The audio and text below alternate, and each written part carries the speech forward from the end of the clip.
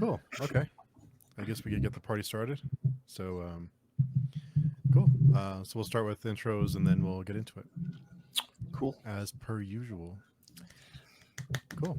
Chibipo, we'll start with you. Is that how you pronounce your name? That is correct. Yes. Yes. Oh, first try. Yeah. I'm just a longtime fan of this series and her works. I read the first book, or my first book in the series. I read like in '94, '95. Wow. So and have been following it since, and I've been really excited seeing all the people that have gotten interest into it in the past couple of years. So Jumping on. Yeah. it's long overdue. Yeah. Nice. And Chris? I will do my sorry. best not to spoil anything. I have notes, but I've written down, and I'm trying to be like, all right, I gotta make sure I don't spoil anything because I've read all the way up to not the final book. I didn't get the privilege for that, but up to what's published anyway. Nice. Well, Glad you could join us. I'm fully expecting you to tell me something that I've read in here that I haven't picked up already. So the idea that there might be a spoiler might be a total thing. But yeah, my name's Chris Mohan. Sometimes YouTuber, sometimes commentator, and appear on Steve's streams. And like beyond excited to talk about this. Nice. And Varsha? Hi, I'm Varsha, and I also am sometimes YouTuber. I just copy other people's introductions. That's what I do. This is my second attempt at reading the series. The first time I didn't have enough time to read this on a regular enough basis to appreciate it all that much. I didn't dislike it. I just didn't have the time that I should dedicate to it. So I'm really excited to have a discussion group for this now. Yeah. So glad you all can join us. So for those who don't know, we are reading about 100 to 150 pages per week, and then we're meeting almost weekly to discuss that section. So we're trying to limit it to a manageable amount, and then that'll lead us right into the discussion with Jenny, which we'll have April 8th or 9th, I forget. But so we'll probably, hopefully this format will work. We'll tweak it if we have to, but make it manageable for everyone. Don't want to be too much for everyone to keep up with. So this week we're doing chapters 1 through 5, which is about 150 pages, I think. Yeah. So in this volume, it's about 170 pages. 177. Yeah. Really? To be exact, yeah. Oh wow. Yeah. I think the hardback is like 600 pages, and this one is nearly 800. 800, yeah. Something like that, yeah. I think it's 135 pages for me, the first 5. Wow. Crazy. It's a dense read. Mm-hmm. Like it's a very dense read.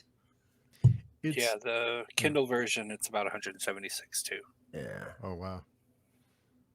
Wow, it's surprising because I read it on Kindle and I feel like I flew through it. Oh. Yeah. I've reread lots of sections in this, and I'm not usually a reread sections kind of person. Did you feel... Sorry, go ahead. I was going to say, I just felt like, you'd read a page, and I knew by the time I was that far in the book that I will have missed something. I've kind of glossed over this page, and Johnny's writing, there's something happening on every page, and so I should read over, and 9 times out of 10, absolutely have missed something, for sure. Yeah, it does force you to read slowly, I think, like really absorb and take it in. Did you find the need to use the glossary a lot? I try not to. Yeah, I try not to as well. Because, and that's one of the things, again, that I found. There was lots of occasions I thought, oh my God, I don't understand what's going on here at all. But actually, especially in the way that it's structured, would they have like these little inserts of like events at the end of sections. But the book does a very good job of actually addressing it quite soon after that again, so you're not left too far lost or anything. So yeah. I found it really helpful to read a chunk at a time, like a chapter a day. When I was reading it last time, I was reading a chapter a week or something like that, and I'd forgotten for motivations for why some characters were behaving a certain way. But now, like, it all made sense. I was like, oh, that's why that's happening. Yeah, I tried to do about a chapter a day. Tried to break it up. It was it's very dense, but I felt like when I could focus on it and really engage with it, it was, in, I don't want to say an easy read, but Mhm. it flowed really well. Yeah. Like Yeah. there was a lot to it, but it flowed. Mhm.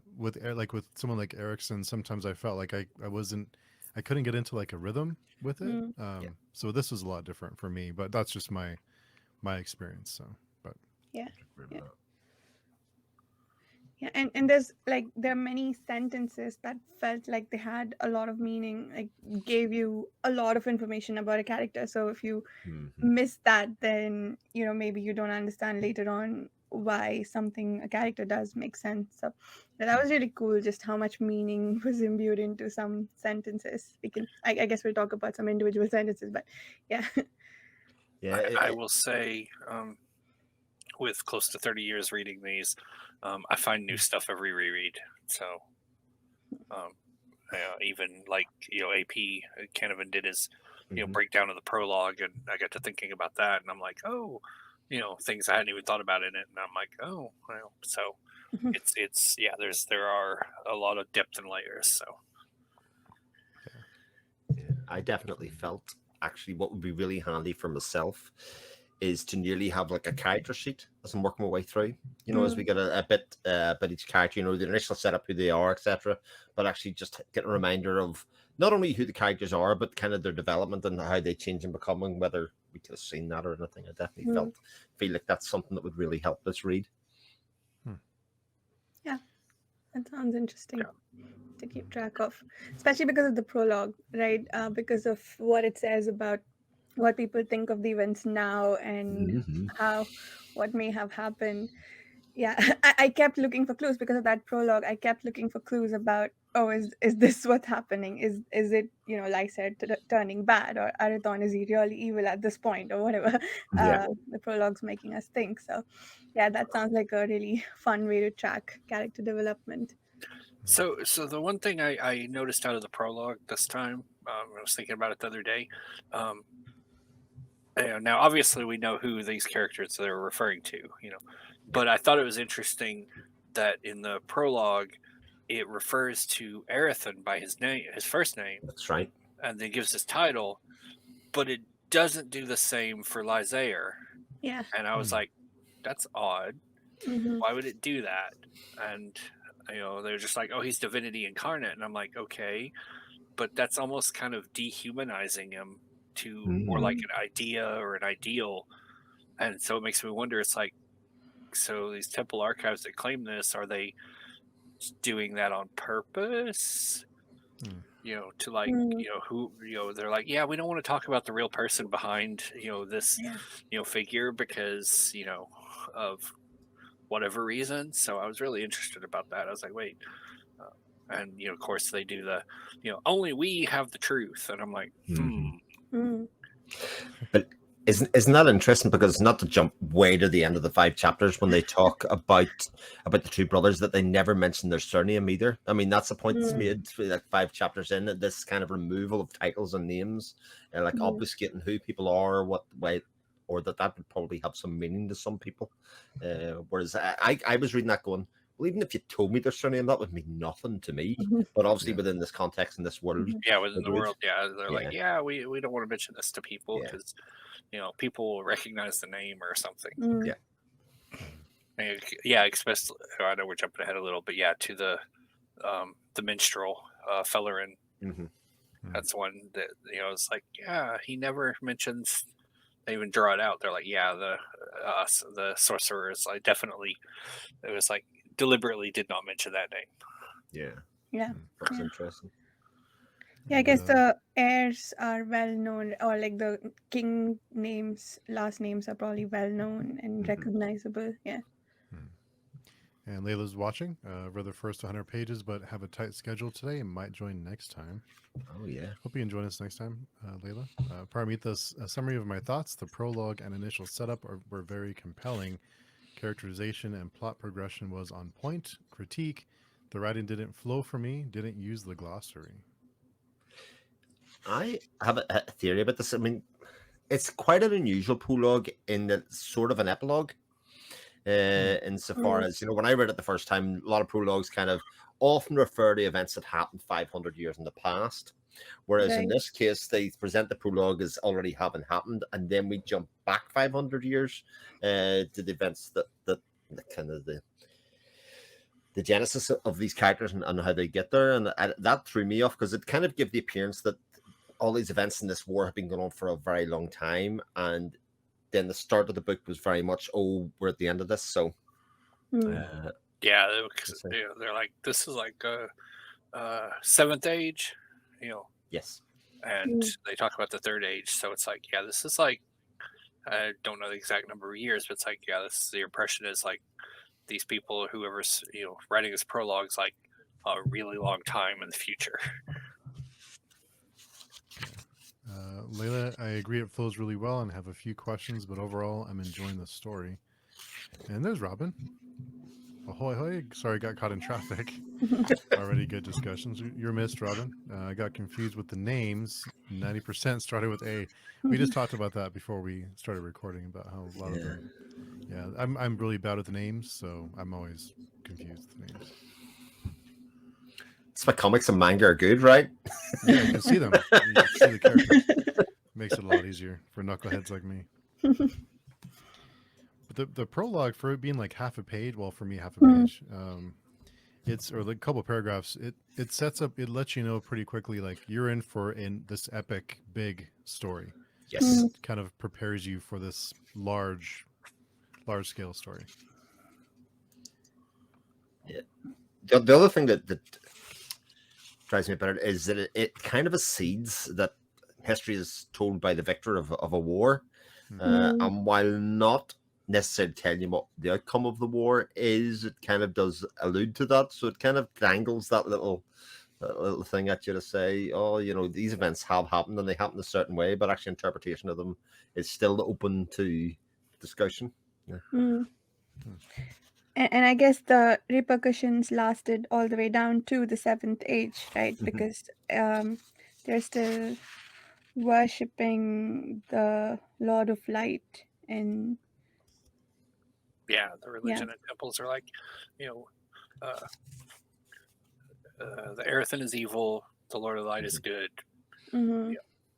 Yeah, I was wondering earlier when you were talking about that, Chibipo, about whether you know, it's a situation where, you know, the Lord of Light himself is evil or good, or if it's just a situation that got away from them and their followers are who are propagating whatever ideas they have about these two, I guess, enemies. That is a very good speculation. And that's all I'm going to say.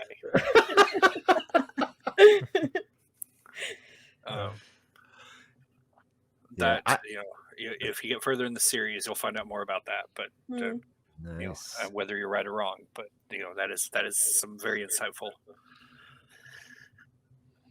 you know, thoughts there.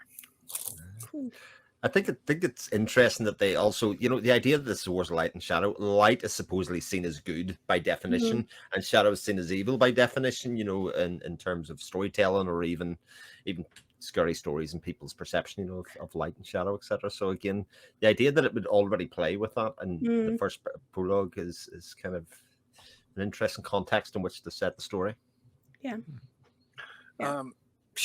Jenny mentioned once, you know, you may have seen the interview or comments somewhere that, you know, she did that intentionally. And I know nowadays people are like, oh yeah, the person who's dark and sinister, you know, it's like a, you know, almost a trope that everybody's like, that happens all the time, but it really wasn't at the time she started this, you know, that common a thing where it's like, you know, the blonde-haired, fair-haired guy is right and just, and, you know, moral, and the dark-haired one is all evil, and, you know, but she's like, yeah, I don't really like that, you know, idea. People are rarely just one thing. Yeah. Which again, I think is a theme that comes out as we make our way even through the first 5 chapters, that people are multi-layered. What they present, maybe not everything that we see. To that point, Layla comments, the prologue gave me the impression that Erithon was evil. I'm probably going to mispronounce it. But now 100 pages in, I'm starting to see there is more to his character. That's another thing it plays with, too. It also seemed to me that Lysair and Erithon both had opportunities to harm the other, yet held themselves back. Am I reading that correctly? Especially Lysair. Erithon's decision not to kill him is more obvious. Yeah. And it took me a minute to catch on that they were related. Mm. Yes, I think, yeah, I they guess. are. I can, cover that if you'd like. I know it's covered, I think, in chapter 1. Yeah. Mm. As well. But yes, they are half brothers. I think Yeah. it's an interesting part because I'm sure it came out in a single sentence, but it seemed to be doled out a little bit at a time, even up to the point that the apparition of the mother appears, and that seemed to add another little bit of, oh, right, that's what connects those two, etc. So it isn't like it's a line in the story where they say, oh, by the way, these two, it happens. They kind of talk about some of the interpersonal relationships, and we kind of infer that what happened, Yeah. Yeah. Which is clever. Mm-hmm. How to make your reader feel smart. I always look for those kind of things. Right? Some writers do it incredibly well, of like giving the readers intelligence. By just trusting them to kind of put things together. Yeah, I like that. Yes, I agree. So I think to Layla's point, I think Lyser and Arathon are basically, I think when we meet them, good people who just hate each other because of the feud or are trying to, and even when they meet, they are half brothers. They recognize that relationship, and Arathon probably just does not want to hurt him at all, and Lyser also, I think, when he meets him the first time, he goes in with good intentions until Arathon gives him visions that make him unhappy. So I think when we meet them, they both are fairly good to each other, or at least intend to be good to each other, and then situations keep getting away from them. I find their backstories really interesting, especially by the time we got to about chapter 4, in that it sort of became like a class thing. Especially there's the line that Lysair says about, he's starting to get a bit of growth on his chin, and he's looking for his valet to come and look after him, and he's kind of a bit on edge. And it's kind of pointed out at that stage, and then comparison with Arathon, who's calloused hands from working and doing all that kind of stuff. And then the role that the mother has played in each of their different lives, one is seen as a role of shame, and the other one obviously played a much stronger hand. So actually the start of their characters and where they come from at the start is very, very different, and that I think a lot of their conflict comes from them initially seeing their differences in each other and kind of saying not only just the legacy conflict, but actually the differences in the background. And it's only when they start to investigate, like the calluses in the hand, that kind of stuff, that they kind of realize, oh, that's why you're like that, or that's why you were in that situation, or that kind of thing. Yeah. Yeah, and I guess Arathon does a lot of provoking of Lysair, so Lysair's hatred feels very warranted at various points. But and Arathon does not actively dislike Lysair, at least that we notice. He's just not engaging or not getting involved in any way. Yeah. Here's a question I have: who's older? Lysair. Lysair, because Arathon was Yeah. born after. Yeah, so it came after, but Arathon seems like the more mature one. Yeah. Is the bit that I was going to make, because obviously, I kind of thought when I was reading it, I must have this wrong with the sequence of the queen being banished, going around, because it would seem like Lysair is the older one, but the roles and the kind of seniority in the relationship seems to be kind of reversed.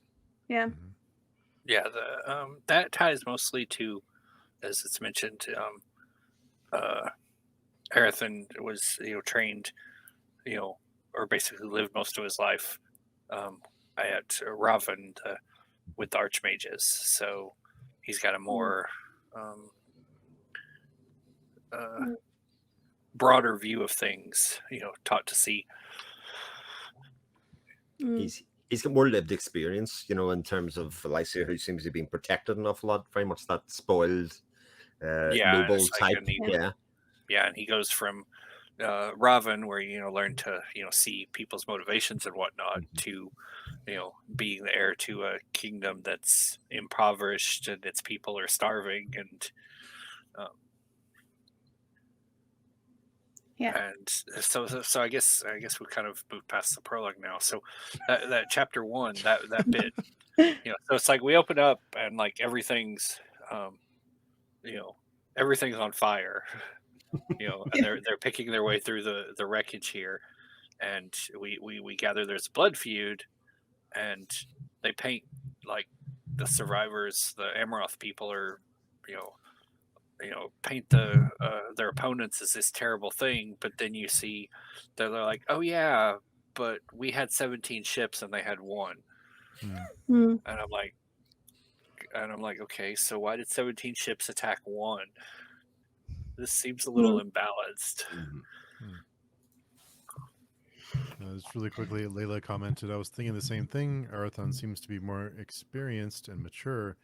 Lysair has been in a palace bubble. And just want to mention really quickly, because Janny was nice enough to leave us with some things to talk about. It's kind of relates to this, what we're talking about, but she mentions you may encounter characters or groups you don't like, depending, but until you know their moral high ground, and they may or may not tell you. So look at what they do that may not be said. So kind of playing around with that a little bit. So this made me think there aren't that many groups that we have been introduced to. Certainly individuals. In fact, I thought it was strange that it wasn't until the Bard character that was the first kind of like fantasy tropey thing of them going along the journey and picking people up along the way. That was the first one that we got to at that stage. But everything that was kind of like tribal groups, or the groups of people that were treating them in some way. So you obviously had the king, so much to how he was treating Arathorn, and keeping him very drugged up and basically accepting that he was going to be insane. I think with the initial intent that they were just going to take him there and make a very public display of executing him until events kind of transpired. Yeah, the king is very much in a I hate this this kid, and everything he represents, because he's the ruin of my marriage and whatnot. I think for good reason. I think he has pretty decent justification for disliking this kid. We've also met 2 members of the Fellowship of the Seven, I guess, and the Seeresses. I forget what their group is called. Coriani. Yeah. Are they sorceresses? Enchantresses, yeah. Oh, enchantress, right. And I guess we've met a few people from those. Well, the people within the village, how they respond to the comment or the true tongue or whatever they said. Yeah. And Robin comments, I love author prompts. And it felt like the king ruined his own marriage, though. I think the king is kind of obsessed, and that's part of it's alluded to in the exchange with the memory and all, but and I mean it'll kind of come up later, but basically he did ruin his marriage before it ever began, really. It's just it didn't come out until later. He approached Raven about the betrothal and all that under false pretense.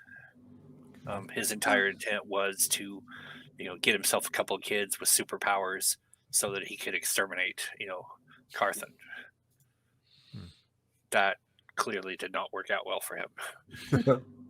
It was I think later, maybe when Athandir is trying to heal Arathon, we see him notice that the powers that the kids have were given as dowry in the marriage, right? Yes. I thought that was interesting. Like, you can actually control the power that your child has, and maybe the mother chose to not give Lysair the power over shadow. Yeah, I had a point of confusion from the first chapter that's referenced later on. I think in the first chapter, we meet the people from Amroth who are who've had several ships devastated by the Master of Shadows. But then later, Arathon's thinking to himself that he never meant to kill and he never used it for bad. So I'm trying to figure out what happened to those ships. Was he trying to do something else and they ended up drowning? Oh yeah, okay, I remember now. He turned the ships against each other, but I would argue that that's the same as actually, Well, doing um, damage. I do know, uh, exactly what he did. Mhm. And it will sort of get covered later, but it's not really a spoiler. So, the stuff that's a spoiler I won't talk about. But what he ended up doing is used his shadow to basically craft illusions, Mm, um, to make it look like there were more ships than there were, mm, Right. and the Amaroth fleet. And this is in part ties into the blood feud and how they hate each other. Were just so gung ho aggressive that they charged at them, and got mixed up all in the jumble of ships and started shooting each other. mm. Got Because it. they Okay. were just all confused about who was what, and Yeah, just got really aggressive and aggroed on them, and basically tore themselves apart. that makes sense. Yeah, I guess that's less. Yeah, they could have been more careful there to not hurt each other. So I guess that makes sense. He Batmaned it. He kept a spotless record by letting them do it to themselves. Yeah, I think she draws on. She's mentioned this too. One of her inspirations for it was a documentary about the um, a battle in England or Scotland or somewhere, the Culloden Moor, Oh, yeah. where they were fighting in a valley and they were all jumbled up together, and the British up on the hillside started firing their cannons into the people below without any regard for who was, whether they would hit their own people. And it's pretty graphic and disturbing. But yeah, they're just like, yeah, no, we want to break this up, so we're just going to start shooting. Mm. Parmitha had a question. I was very curious about Lysair and Arathon's mother, particularly what Arathon remembers of her. I Yeah, think do we see any flashbacks to what Arathon remembers of her? I don't think so. I don't remember anything. Oh, I think she died giving birth to Arathon. She doesn't, but she does die. When he's fairly young. Mm.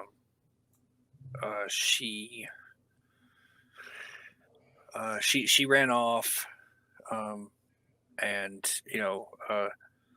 went to Carthan and slept with his father, and which produced Arathon. She didn't initially intend it. She was intended just because she was angry. So it was I'm fathering this. Producing this child out of spite. But then she decided, but she did kind of fall for him. But Mm.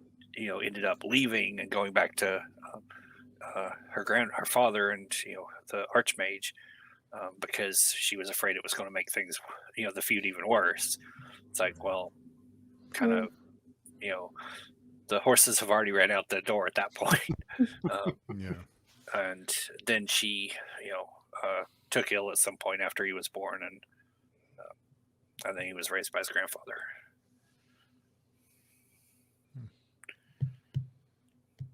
Another one of Jenny's points was the story opens as a splinter world, not the central world to the story, and I have no maps, so readers looking to find landmarks in the first chapter sets. No reference exists yet, I know, but hadn't had time to formally draw it up. I don't really reference the glossary maps too much myself, but I probably should. Yeah. Glossary I refer a lot, but maps not that much. And when I try to look at the map in this one, it's barely legible, the places. That Yeah, the best, if you want to look at a map, the best spot is on her website. Hmm. She's got a Yeah. one piece without the folded the page down the middle, and you Nice. can actually click on spots, and Yeah. see where Hmm. things happened. A fair warning, it should tell you, but there are spoilers. There can be spoilers depending on where you click. So Yeah, it's really cool. I think there's a checkbox for if you want spoilers. So otherwise, it's just an interactive map that you can like expand. It's very cool. Ah, that's cool. Mhm. Yeah, I've definitely changed a lot. When I was a younger fantasy reader, I used to eat maps up. Like, honestly, I would pour over the map before I even read a page, sort of kind of had an idea. And now I almost never look at a map. It doesn't make any. Mhm. Yeah. In fact, I would say a lot of fantasy writers don't even care. The distance traveled, time spent, etc., can sometimes only infuriate the reader rather than rather than help. I think it Yeah. depends on the map. I like this map just because I can see places, and she's got ruins and things marked. I will say in one of the books, um, uh, if I'm reading it, I like to pull up the map because I like tracking where he's Mm. where he's going across the course of the book, because it's Uh, basically a rabbit being chased by wolves kind of scenario, and I'm just following along on the map as he where he goes. So is that one of the light and shadow books or a different? yes, Oh, yeah. oh Right. cool.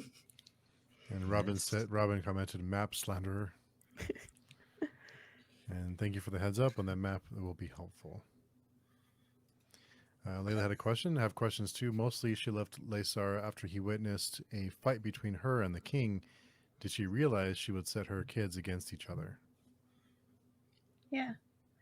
And also, I think she felt a bit cold for me. For like just like she basically abandoned Lysa for uh her angry purpose, right? I don't suppose she could have come back to him reasonably because of the king and how angry she made him, I suppose. But also, yeah, I felt bad for Lysa for being abandoned by her.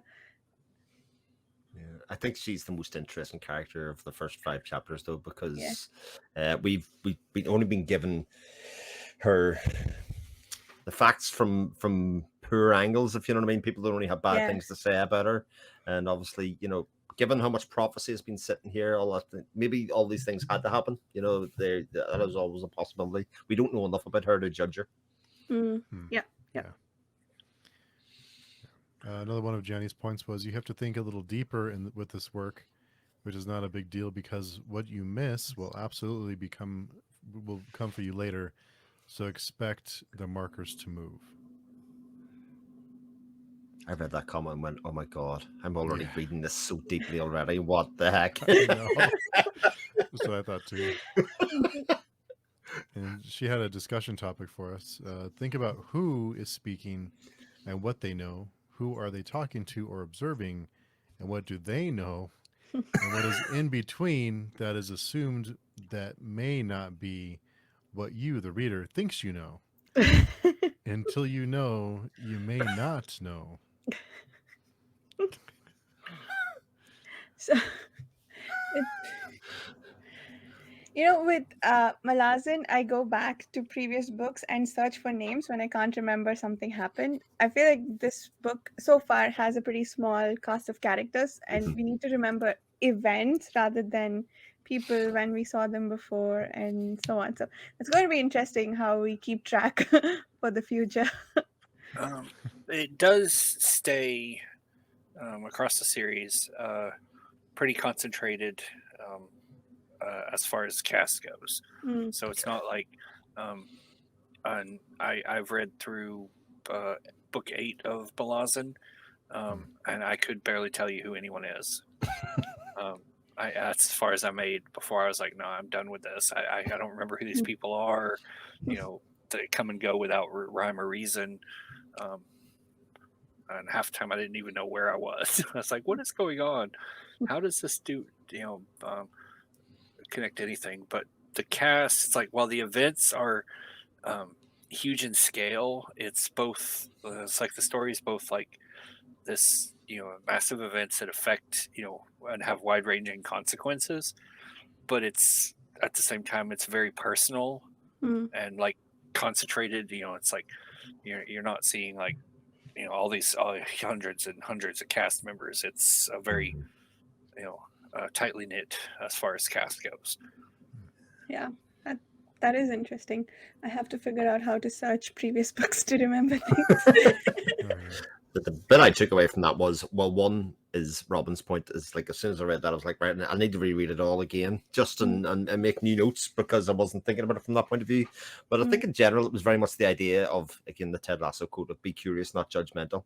And the whole way through the book, be curious about the characters, what they're saying, why they're saying it, all of that kind of stuff like Johnny alludes to.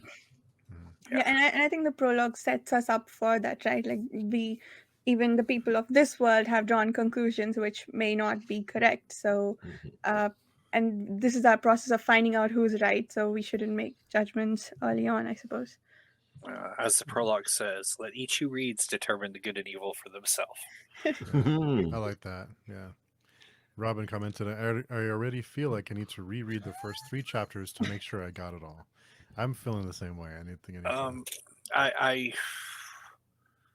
I don't know that on a first read through that you would get everything. Yeah. I can safely say I haven't, and like I find new stuff even, like I said, close to 30 years now. But like I'll read a new book when a new book would come out. I'd read it and I'd be like, whoa, and then I'd go back and reread, and with the stuff I'd learned in the new book, it would, information you gain and whatnot, and you'd come back to things and you'd be like, oh, well, I completely missed that because I did not know X thing. Yeah. And so, I know people are like, oh, well, she's just retconning things. I'm like, no, it's all very, I think, meticulously plotted out. So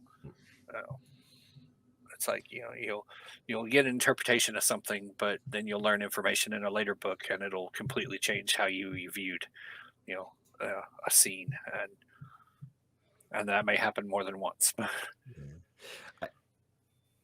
I think Johnny's prompts here tell you how carefully it was plotted out, how very carefully thought about it it was, as we go through, and it was like, okay, so just pay attention, just follow with what's going. Yeah, to that point, one of her points was, I do endings. A lot of what you see in the first half is building to a convergency at halfway, and then things will take a sharp turn and then will hit with a hammer. Lots of fantasy books do this the other way around. So, yeah, so that's pretty much, the prologue is the ending. That's kind of the point there, and then kind of doing reverse. One thing I really like is that another one of hers, the style is set to be timeless, not hooked into modern use or slang. So the story would not date. It is building you into an experience, not just a read. An experience, again, you'll see, last guarantee. Love the book or hate it. If you finish the ending, you will never forget it. I really hate when books use slang, like especially fantasy. I'm out. Yeah. I'm with you on that, Steve. I do not like it. I will put up with it if there are other interesting things. I won't dislike a book over it, but yeah, I very much appreciate a book a lot more if it has, I guess, a more immersive sort of prose that applies to the world. Yeah, this feels very classic fantasy. If there was slang within it, it would be jarring. I can see certain books that could approach it from a more modern take and then make it fit. Certainly, an urban fantasy can get away with it an awful lot more than something like this. But the prose has to fit the world. Yeah. Does everybody love the writing? Oh yeah. Yes. I can see it being very divisive. I definitely can. Yes. I described it once somewhere that a lot of people, one complaint you'll see is they're like, why is this so wordy? that is, I wouldn't. Some people have called it purple, but I'm like, no. As far as the prose, but just a complaint is like she uses so many complicated words, and I don't understand it, and why does she use 5 words when 1 would do? And I'm like, it's not popcorn fantasy. But also, I don't know that I disagree that I agree that 1 word would do. I feel like each of those 5 words means something. Like, I think the best examples I can think of are every time we have a deeper insight into Arathon's character. My favorite one is well, there are 2, and so sorry, I got a page shooting notification, but Me too. I got one too. when it's, I think, at the very beginning of their journey, there's something about the word grief. I'm pretty sure I highlighted it, but I want to show that. And then when Lyser shines light on Arathon and he's just thinking to himself, like, the words that are used there, I think they just add so much depth to Arathon's character, and it's just 1 sentence each time. So I don't necessarily agree that it's wordy prose, or that where there are lots of words used to describe something, that some of them are unnecessary. I think we're just maybe not reading what we should be into those words. Yeah. The word I would use for the prose and the amount of words and use of words is that it's very additive. It gives you more, it gives you more description, gives you more feeling, gives you more timbre, of the world. It is not like, I think I had a brief discussion with you on Wednesday after our stream. It's not Jordan, where 3 pages have went past and he has described something that really didn't add anything to the book, just kind of was there as description and kind of being its own You know thing. a lot about what they're wearing now. Exactly right, and there's a lot of Yeah. description of the way they hold their hands and fold their arms, etc. All that kind of stuff. Whereas this isn't. This is very beautiful. I think, and as Varsha said, sometimes you reread the sentence just to get the extra something out of the setting, rather than kind of going, oh god, that didn't happen. No, I can reread and get something more out of it because of how well it's written. Yeah, Jenny did mention most people get the hang of the prose by 4 or 5 chapters down the line. It may not be for everybody. That's okay. People with aphantasia, inability to visualize, may have more trouble than others. And Robin commented, it took me a minute to get into it, but once I was there, it was good. It took me longer than usual to read because it was way more wordy, but it fits. And Layla comments, I like the prose. I did not notice anything overly descriptive or wordy. Yeah, I didn't notice anything wordy at all. It did feel dense, but it felt like every word had weight to it. It didn't feel like it was just fluff. I like calling it painting with words. Yes, because as we know, she's also an artist, and I feel like that's what she's doing here. It's like the paper is the canvas, and the words are her ink and paint. And it's all just to make an image encourage you to make an image in your mind of what you're reading. Yeah. The use of alliteration, it's not even something I normally notice, but she uses alliteration all the time, and it really hits. It gives it like a beat, and the rhythm to the writing that isn't just description. It kind of gives it really. And most of the tabs that I have are alliterative. Lovely alliterative examples that I have within it, and I'm like, oh my god, it's so good. Did you bend your spine? Varsha and Chris, did you bend your spines yet? This one's almost impossible not to, but okay. I'm doing my best. It's not so bad at the moment. It actually reads like it looks like it's going to be difficult to read and hold, but it actually falls open quite easily. I find it, I'm surprised. I thought I was going to ruin this book within about 100 pages. I think this one is actually pretty bendy, so I think we're going to be able to read it without breaking the spine. Impressive. Sorry, go ahead. I was going to say, I'm not giving it to the wife though. She has to get her own copy because she will utterly destroy it. I mean, this will be in tatters. Robin, bend it. Bend it. Oh my god, Robin, hi. It's just wrong, Robin. It's wrong. Oh, it hurts my fingers to not break mass market paperback spines, but this one is a strange size. It's not quite a mass market, right? It's a Yeah. little bit They, bigger. when they reissued them, they're a little odd. Mm. My first copy of the mass market one, yeah, I bent its spine. I think that one's actually a better quality overall as far as keeping the bending, because the first one I read it so many times I destroyed it. Like the cover, you know, you know, wore off to where it wasn't attached anymore, and I had to tape it back in place, and it was wrinkled on wow. the end. It's like you could tell this had been read and read and read. And do you have the Actually, hardcovers now, do you? I do. I was talking about that with Steve. I have actually ended up with 2 sets of the hardcovers because I moved a few years back and my set was in storage, and then COVID happened and I wanted my copies back. And Right. I ended up hunting down copies because then I got my other copies back. So I have 2 sets now. Nice. Nice. One less for me to find. I have the one set, and I keep thinking I actually had a couple of copies of and I've given out copies to people, and I'm like, I'm just gonna take this other set and just give them away or something to people, because it's like I have the one set, I don't need 2, and I want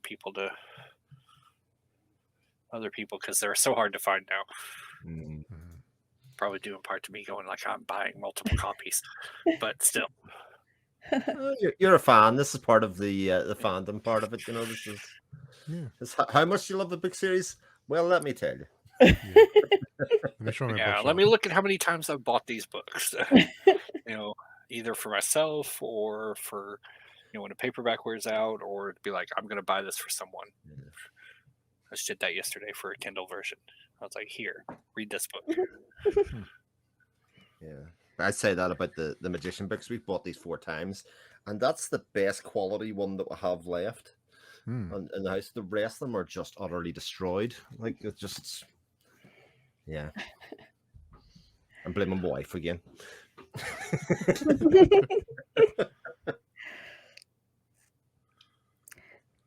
Oh, I found the. Sorry, go ahead, Steve. No, No, go go ahead. first. Yeah. I found the Arathon quote, one of the 3 that I had highlighted because they were so revealing of his character, I guess, or at least what his feelings at the time. The first one is in immediately after, when Lysa meets him for the first time in the ship, and the line is, that brief instant his control slipped to reveal tearing grief and shocking desperation. So the words there, tearing grief and shocking desperation, that's just one sentence, and I know so much about what Arathon is feeling right there. Yeah, I think the words are very carefully chosen. And then there's another, and then my second favorite, I guess, is when Lyser flashes light on him and he's caught unawares, because he's very careful about what he expresses and what he shows to everyone around him. So the few moments we catch him unawares, I think those are really beautifully written for me. I had highlighted that, especially that second passage, because it's the very last one that I've done.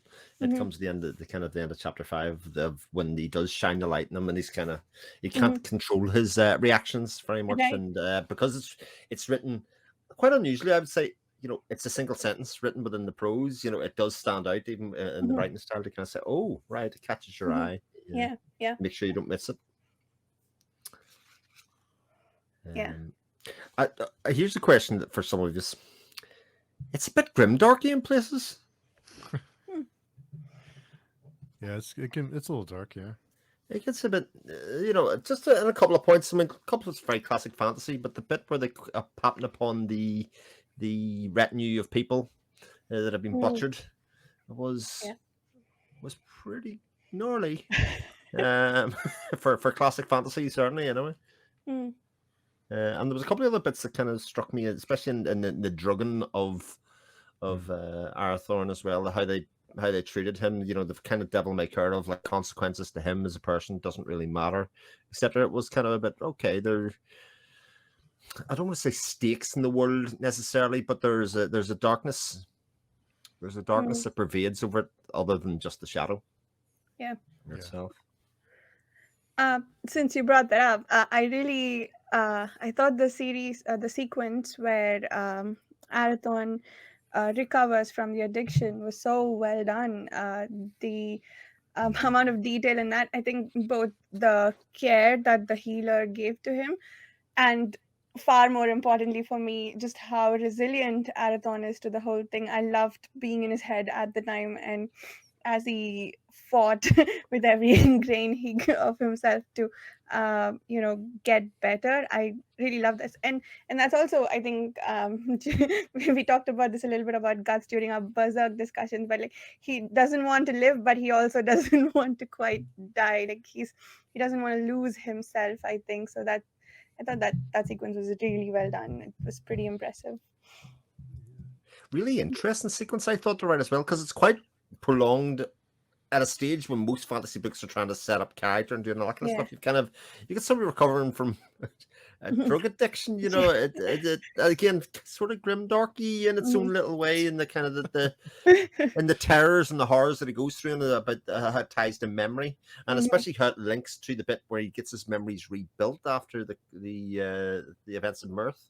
And what seems to be probably the most pivotal part of these first 5 chapters is that process of getting his memories rebuilt and then extracted and controlled, especially when you consider be curious about people's motivations and who they are, because I would say that Asandir is his name, is the most kind of, he's the character we know least about, in a lot of ways. So it's very much, okay, what are you really doing? And what are your powers?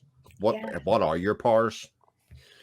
Oh, and Asandir's powers, I think we have Arathorn's perspective about them for, like, in the very beginning, and how he describes them. He seems like such a powerful person in those, like, I think there are like 4 or 5 mentions of just how powerful Arathorn is. So yeah, I think that was another thing that I hadn't paid a lot of attention to the first time I read, because I was reading them over such long gaps. But now I'm noticing how powerful Asandir is as well.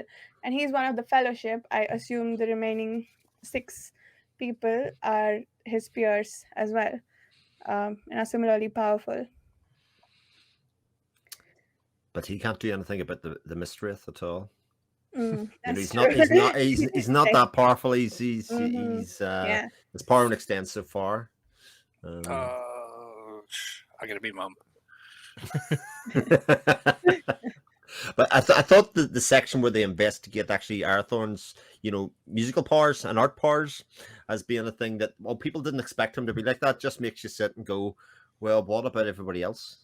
If the powers can be multi-layered and multifaceted like that, why not everybody here? Why not even Lysair?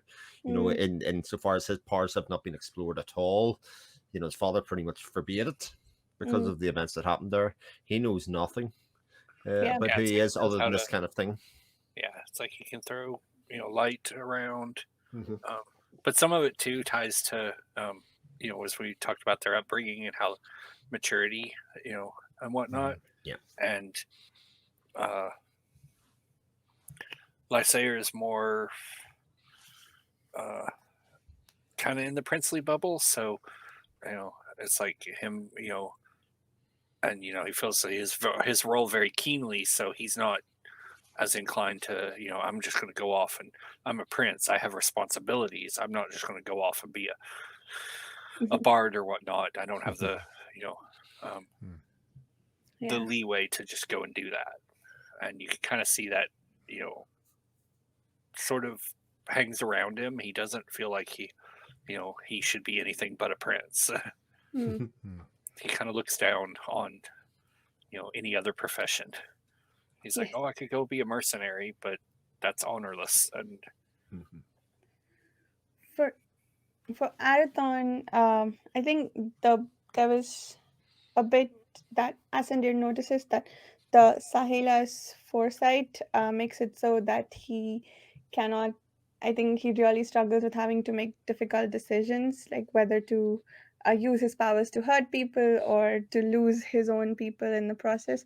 So yeah, I thought that was a really interesting discussion. So I feel like there might be room for interpreting Arathon's reluctance to lead or take on any responsibility as him not doing his duty, perhaps. But also, um, he, I think if he does take up whatever he's supposed to take up the responsibility, I feel like there might be room to do as much harm as the potential for good, or at least that's probably what he thinks because of what the decisions that he struggled with earlier on about whether to save his father or save his people in the process. So I think that'd be really interesting. I think Asandir is getting ready to force him into a role. So how he takes that on, and yeah, it's just already we feel like there's a lot of mental load on Arathon.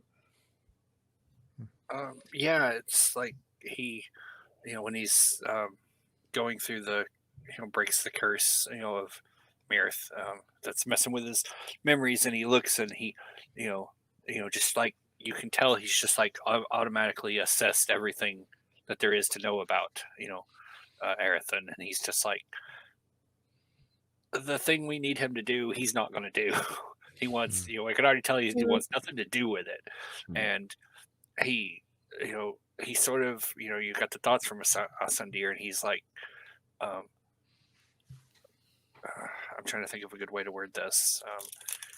He talks about how they don't meddle, but he at the same time he kind of does. He's like, yeah, I'm gonna make sure he can't really remember that because I want to get him over here to this place so we can properly manage him. Yeah. So, because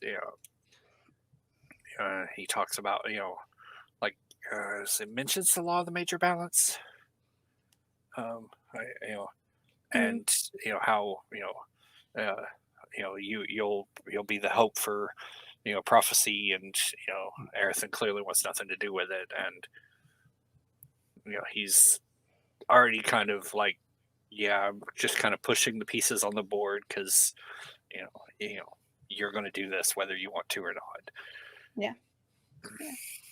I think contrast that with how the Triton like again, typical fantasy norms would say that as soon as the guiding hand comes into play, whether that be Gandalf, Alanon, any of those classic ones out of fantasy, they'd be looking to build Lysair's powers, from the very, like his apprenticeship of some sort, but they not interested in that at all at this stage. They're very much just traveling from A to B and kind of moving along, and there's been no pushing and building of his powers except Lysair kind of occasionally having little flashes or something like that happen to do. Yeah, not even as part of the journey, right? Like let's use the hours while we're resting to train you. It's nope, we're just getting from place A to place B. Yeah, indeed. Yeah, I thought the memory thing was pretty interesting. It wasn't a wiping out of his memories. Like he still had access to the memories and most of the feelings. There were just like some connections that he lost. So I thought that was really well done, and also I guess points to some of the subtlety of Asandir's powers, because for how powerful we keep hearing he is, and he's able to do such a pinpointed modification of his memories or like connections. I think that's really cool. They walk with a very light step. Let's just put it that way. Interesting. It just kind of happened by chance, but I think the end of chapter 5 was a great place to pause. Yeah. It just happened to work out that way. But I thought you had inside knowledge. It ended kind of like a little wrapper in a bow in some way. The book is very like that section about the memories, etc. is very like Tigana. If anybody's read it by Guy Gavriel Kay, there's a lot of very similar kind of ideas running through that book as that run through this. So if you like that aspect of it, I would suggest go read Tigana, which is another big book. Yeah, I gotta get to it. It's on my list for this year.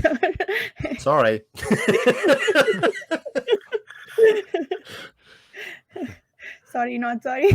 Sorry, exactly. Yeah. There's another line. Sorry, did anyone else? No, I feel no, like go I'm ahead. hogging the No, conversation. go for it. I like hearing the lines. There's another line that I really loved. This the beginning of chapter 3, Exile, the opening here. Whatever, who drinks this water shall cease to age 500 years, yet suffer lengthened youth with tears through grief, death's daughter. I loved that. It's so beautiful. It's sad. I think I like sad things. Yeah, there's such beauty in the writing. Mhm. One of my absolute favorite things structurally, though, is whether you think it's the end of one chapter or the start of the other one, it's like 3 things to think about. Oh wow, what's that like? Yeah. Like here are 3 events that happen, some about characters and people we haven't met or discussed yet, but just as this was happening, this was Yeah. happening, this was happening, this was happening. And it's like, oh man. It almost like a little reward for getting to the end of a chapter, or to kind of little thinking points. Here's something to think about going forward. Structurally Yeah. love it. Yeah, sorry, go ahead. No, No, go ahead. ahead. I was gonna say, if I remember correctly, she said she borrowed, that concept or idea from, I think, Zelazny. All right, okay. That some book he'd written where he had something like that. I think it was Zelazny. I'm not 100% sure on that, but and that it was just a thing she really liked. So Yeah, I also really like that because I mean, it takes me a while when I'm reading multiple perspectives or whatever to switch to a completely different location. I'm like, I have to put the book down, prepare myself for that change, and come back. So I like that we get little snippets of it. So it's not a complete shift. Like, you've heard about this before, so here's going into it in a bit more detail. So yeah, I really appreciated that aspect of it. It's a bit of a silly reason, but yeah, I liked it for that too, and for the reasons you said, Chris. yeah, some of them it's like, well, this may come up in the next chapter, or it may come up several chapters down the road, or it may sort of just be, not really come up. It's just someone's, feelings. Like at the end of, I think, the first chapter, the healer is drinking himself senseless because he is not really happy about what he's doing. By drugging Aerith.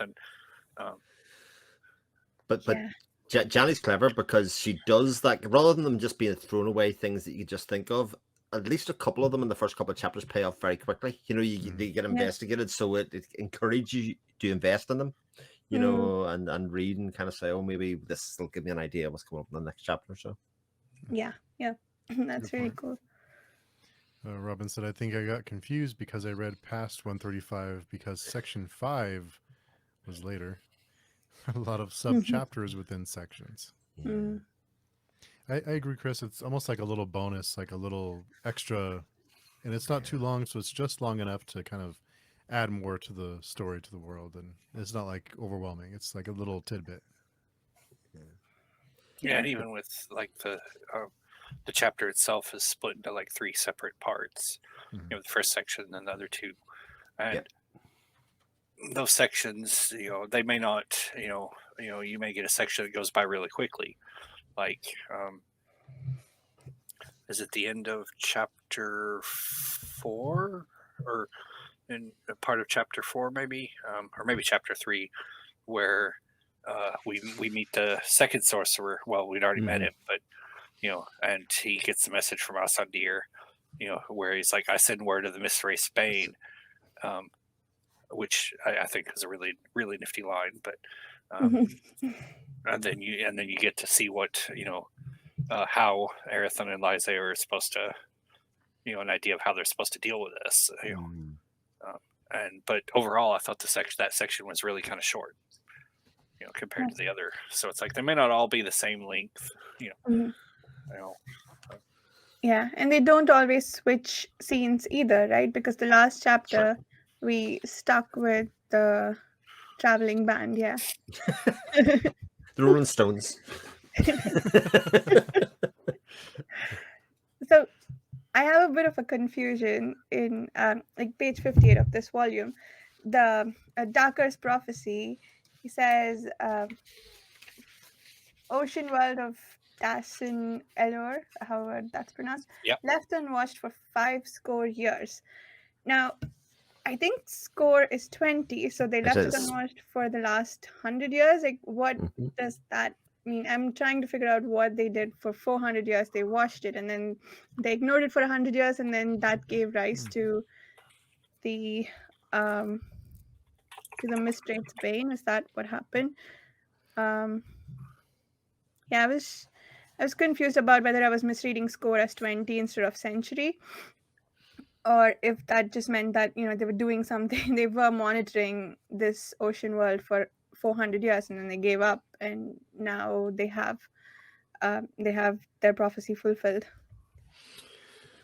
So left unwatched.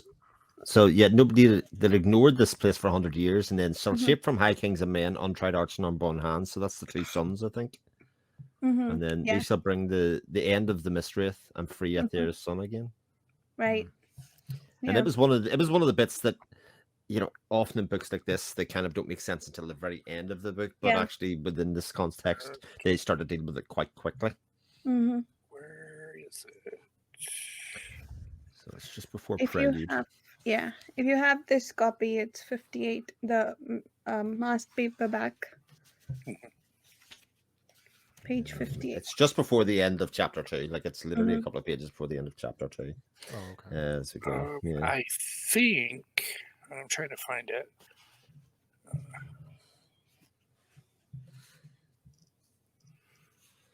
Because the start of chapter 3 then gives you the Davian prophecy as well, then about the 500 years. Yeah. It's 5 centuries earlier. So I Yeah. thought it might be a reference to that because they went there 5 centuries earlier. But then it's only 100 if you add up the 5 score. So yeah, I was curious about that, if there was an explanation yet. But I guess we'll find out later. Mm-hmm. Unless Chibipo can tell us something without spoiling. I think there's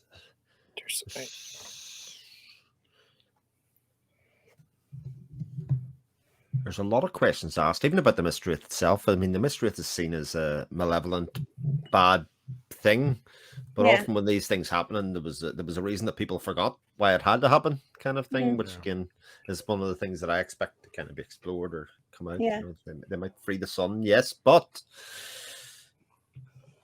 yeah, I think we're getting to some of that. I read about halfway of this book the last time I tried, so I think some of your questions might be answered. Yeah, well, those are the things I expect to be answered and talked about, because they're the questions that I have as a reader.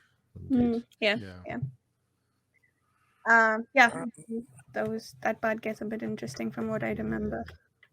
I was gonna say, and I suppose it must be interesting as a fantasy writer. This is one of the reasons I could never be a writer, right? Yeah.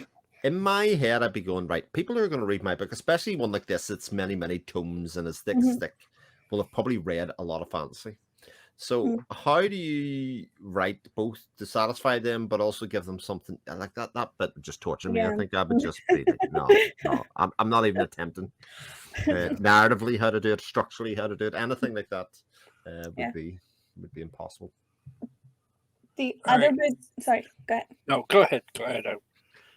The other bit that I find really fascinating, or can't really wrap my head around, is how do you know you need 11 books to write this, or 10 books, or whatever large number of books you need to tell your story, right? At what point? It sounds like Jani Wirtz knew right from the beginning just how long this is going to be and how she's going to break it up.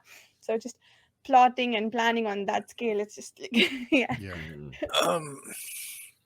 That's it's actually kind of interesting,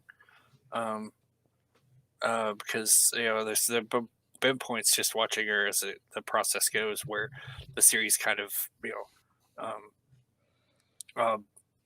ballooned, and I thought it was really interesting. It's like that it ends up with 10 hardcovers, 11 paperbacks, but 10 hardcovers, and how it ended up flowing, because originally it was more like the first book, Curse of the Mistwraith, and then the second book, Ships of Merior, which is split into 2 paperbacks. But as a hardcover, it's one book. And then the middle arc was, became, when I first heard about her, her plans for it, it was divided up into 3 books. Hmm. It was Fugitive Prince, Grand Conspiracy, and Stormed Fortress. But as she wrote, Grand Conspiracy, stuff happens, as her own words. One of the characters hijacked the plot, and it just expanded,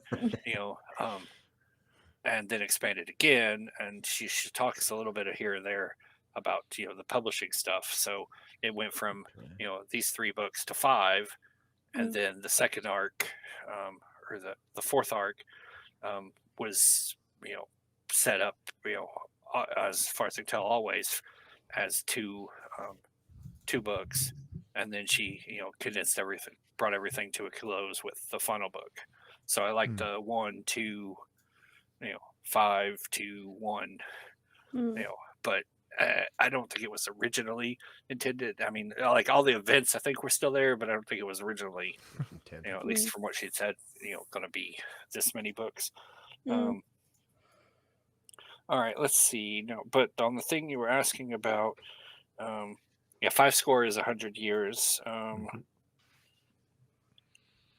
And on the page in the Kindle, I'm in chapter 2, and it says it's page 56, right at the end. I don't know, the Kindle pages don't always add up, but it says 56 of 800, so I don't know if that's matches the paperbacks. I think it does.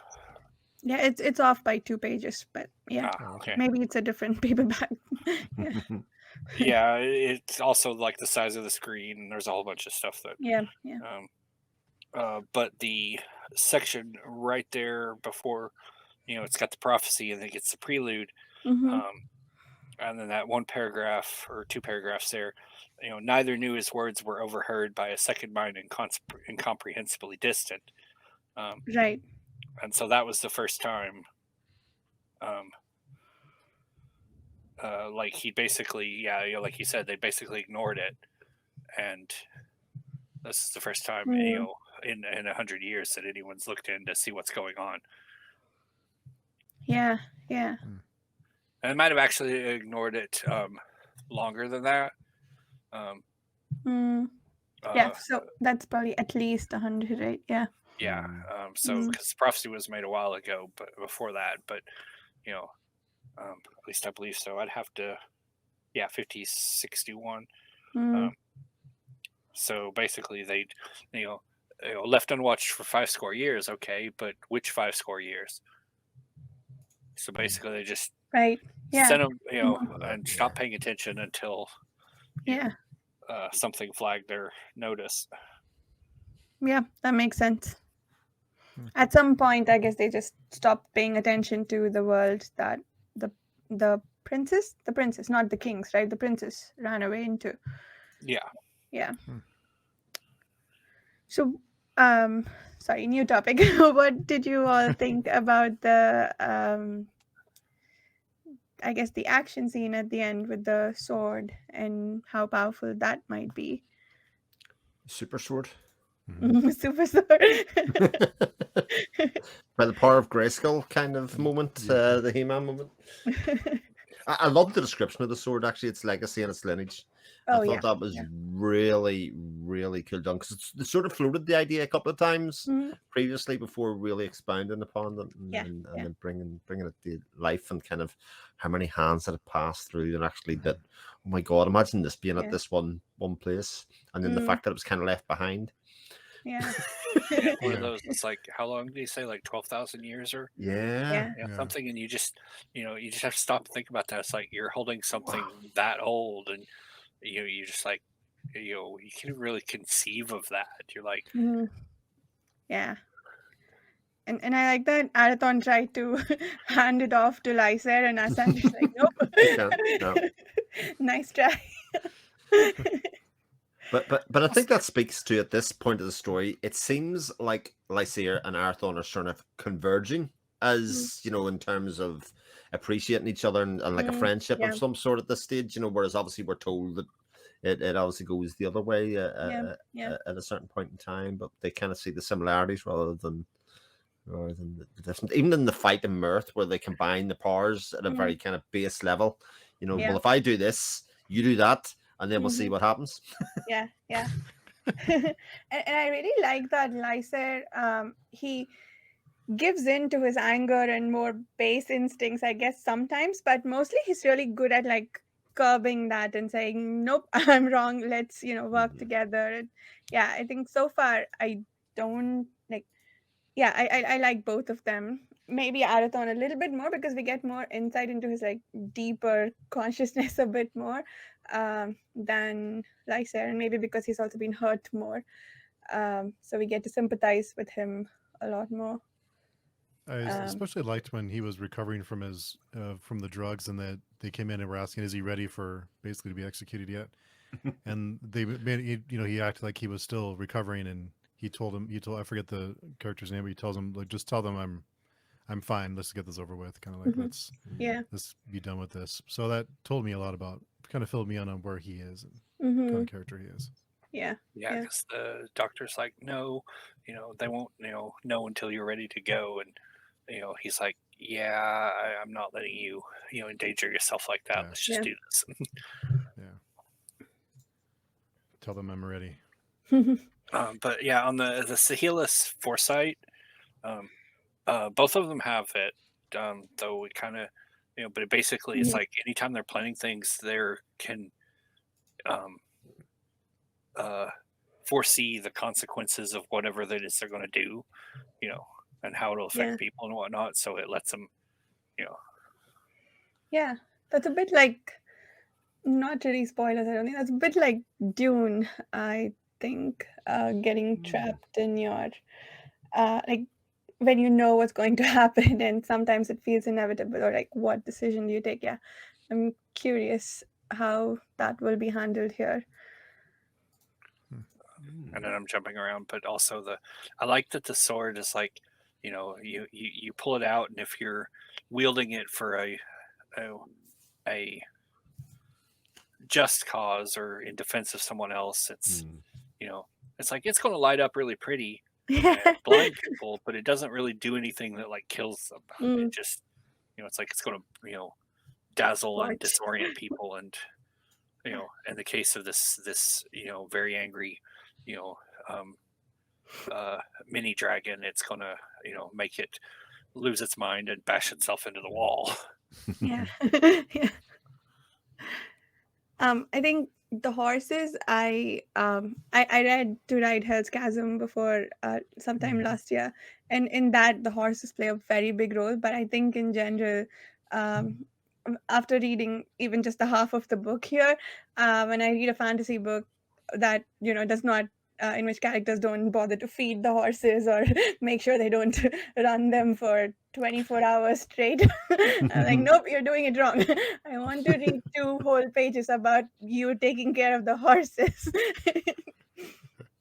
Or even like horse behavior, like you can just easily see it's like, no, there's blood and dead things laying around, and the horses are going to freak out. Yeah, I really love the attention Johnny Wood's pays to the horses. It is interesting. Yeah, I remember that they are also creatures that need to be fed and taken care of. Like, I really like that. So. Yes, anything else you guys have in your notes, or? I don't think so. Let me take a quick look. There was one line that I really loved. Let me see if I can pull it up.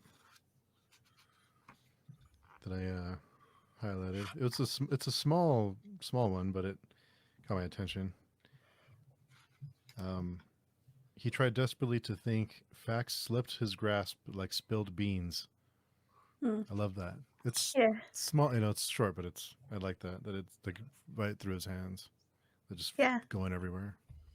Okay, I have so many. Overwhelmed by Disney's dizziness, he reached inward to restore his shattered self-command. There's just something about that again, as everything's Yeah. spinning around it, he could gather himself. It give you a good Mhm. insight into who he was as a person. And, Yeah.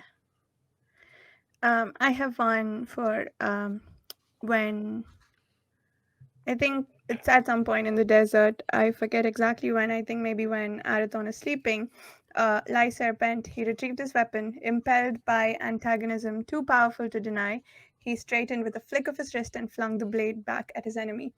I love that single line description. I think it's just sometimes we I guess we just have no power over our feelings or what our feelings impel us to do, and I think this is I love this example of that. Yeah. One of my other ones was the very start, actually. The boatswain drew his rigging knife. He braced the captive's hand, palm upwards against the stern seat, and lifted his blade to cut. That moment, the longboat rocked. Diane's sunlight caught and splintered in the depths of an emerald setting, and it was like that light with emeralds, and then you see the gemstone as well as the light, etc., in the sea. Oh, it's just anything that involves color like that. Yeah. There was this other part there. How did he describe, or how did she describe the water? See if I can find it.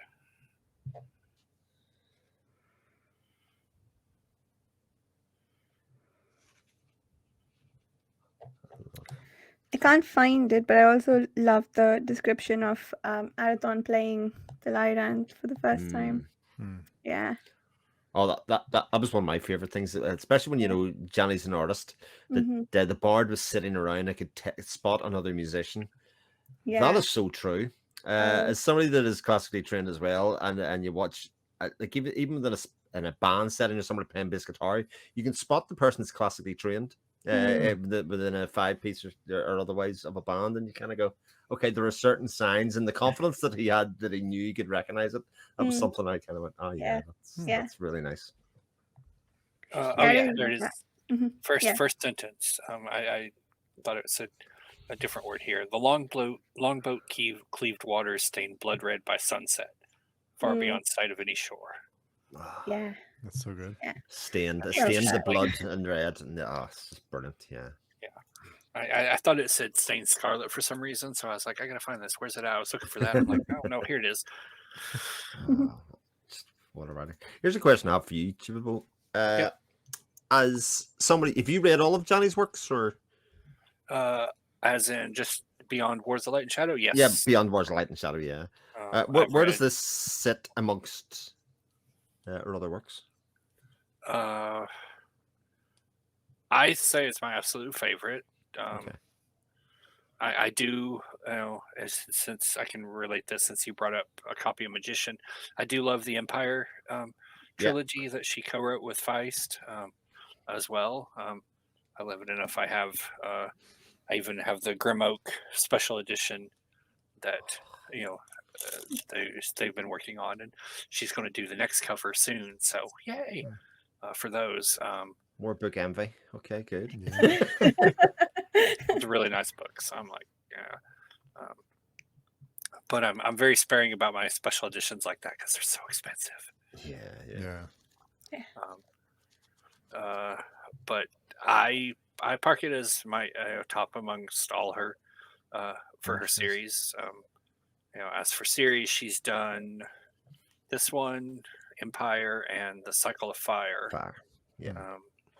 So for series, it's Wars of Light, Shadow, Empire, Cycle of Fire. If I were going to do 1, 2, and 3. Nice. For her individuals, we've got Two Red Hell's Chasm, Sorcerer's Legacy, and Master of White Storm. Plus, she has a short story collection. That Way Lies Camelot. And then she has her other Wars of Light and Shadow short stories, novellas that are around. To Ride Hell's Chasm is probably my favorite individual book. for like a standalone. But if I were picking a single book that is my absolute favorite from hers, it would be something within Words of Light and Shadow. Okay. I'm about to redo the Empire trilogy, and I'm a bit afraid because it's my favorite. Yeah, it's my favorite series of all time up to this point, but I haven't read it in about 15 years. So I'm like, I've read Magician lots of times, but I've never went back because it was kind of, some encapsulated as perfect in your head. You don't want to mess with it. I don't want to mess with it, exactly. Yeah.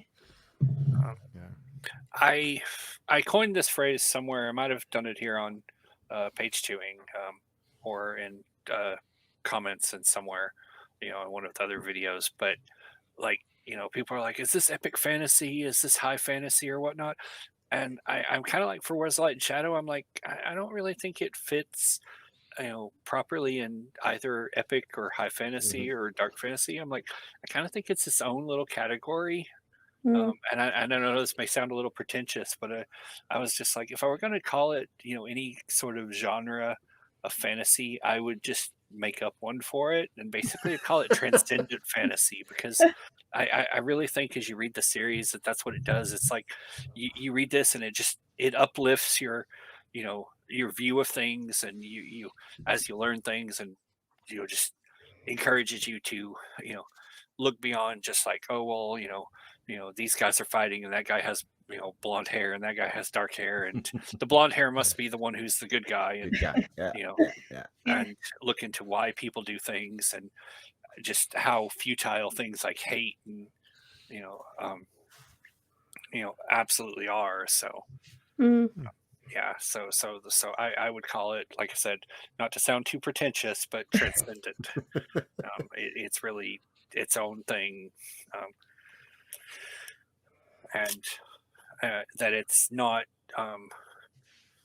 And again, I don't want to put any off because I'm like waxing eloquent about it, but it's that it hasn't gotten that kind of attention of some of the other people that they've thrown. The publishing industry throws all their money behind, and it's like everybody's like, is this like Sanderson? Is this like Erickson? I'm like, no, it's better. Yeah.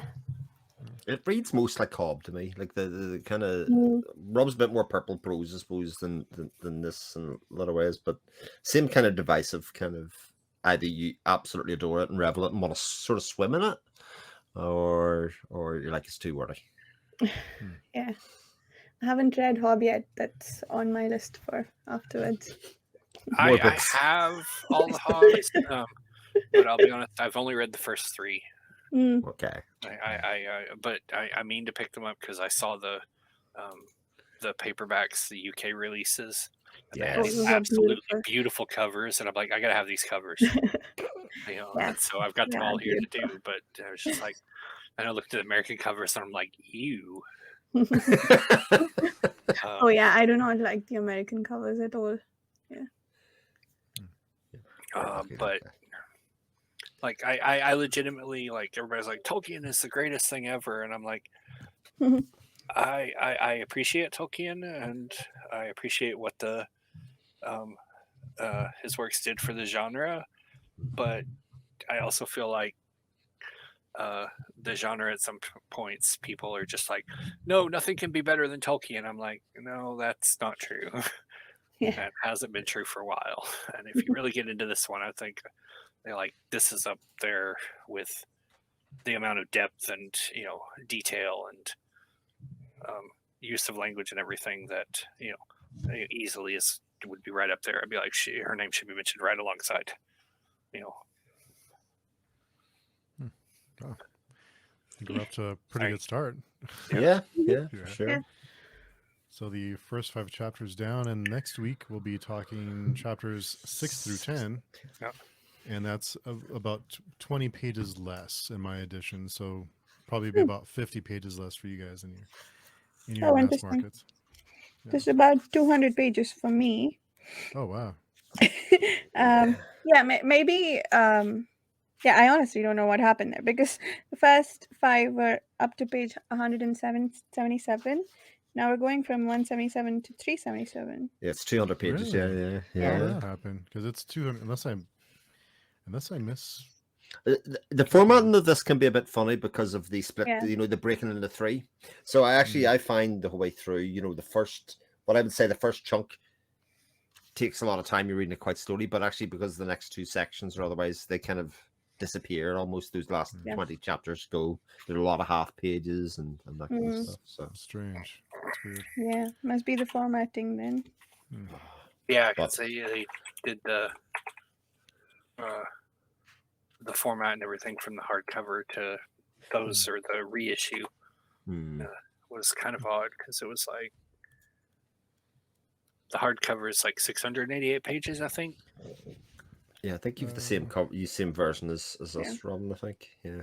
The hardcover is 585. 585.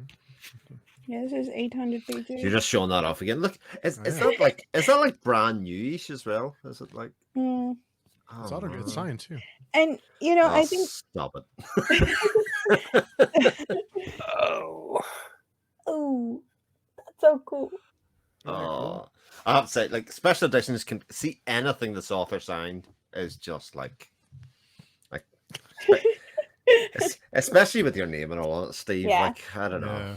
Oh man, it's so cool. That's the kind of thing you take off somebody in a bad divorce and it really hurts them. You're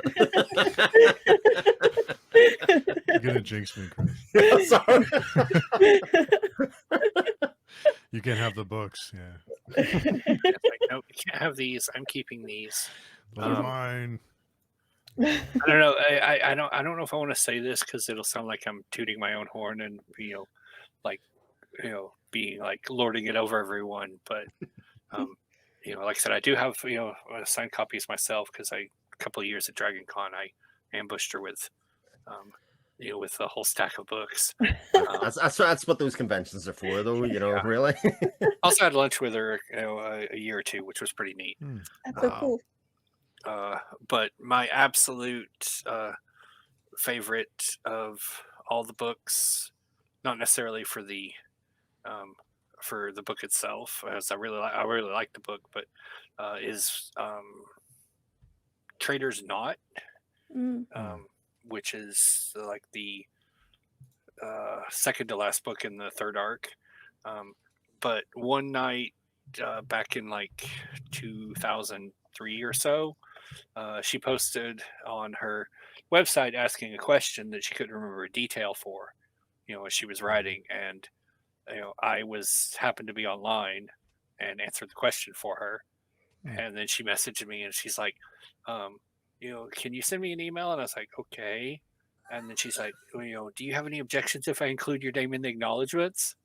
Wow. So I have an autographed copy with my name in the acknowledgments. So wow. That's wonderful. Yeah. Live in infamy forever. Yeah. So it's like, I am in the Library of Congress. That's cool. Like every book's supposed to be there. It's like, you could find me in the Library of Congress. That's cool. And always worth checking Twitter and things at all times. That's.